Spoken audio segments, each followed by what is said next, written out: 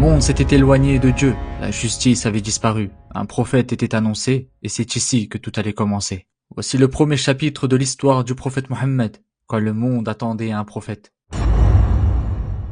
Il y a plus de 1400 ans, l'humanité vivait dans une époque sombre. Les peuples avaient oublié Dieu, et ils se disputaient le pouvoir, la richesse, la domination. Dans tout le monde connu, la justice avait reculé, l'oppression était devenue une habitude, et les plus faibles n'avaient aucune protection. Les grandes civilisations avaient perdu leur âme, l'empire byzantin et l'empire perse dominaient politiquement, mais spirituellement ils étaient à bout de souffle. Les religions avaient été mélangées à la politique, et les dirigeants se prenaient parfois pour des dieux. En Inde, on croyait à des centaines de divinités. En Perse, on adorait le feu, et en Arabie, chaque tribu avait ses idoles. Certaines étaient sculptées dans le bois, d'autres dans la pierre. On les habillait, on leur donnait des noms et on leur faisait des offrandes. À la Mecque, la Kaaba était toujours debout, mais autour d'elle, on avait placé plus de 300 statues.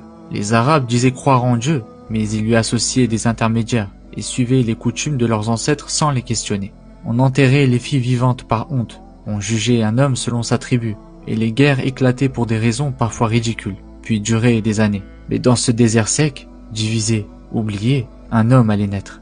Pas n'importe lequel, un prophète, annoncé depuis des siècles dans les livres anciens. Des rabbins, des prêtres, des moines savaient qu'un dernier messager devait venir. Ils reconnaissaient certains signes, ils en parlaient entre eux, mais aucun ne savait exactement quand ni où il allait venir. Car ce prophète n'allait pas venir d'un empire, il n'allait pas sortir d'un palais, mais d'une tribu simple et d'une ville sans roi.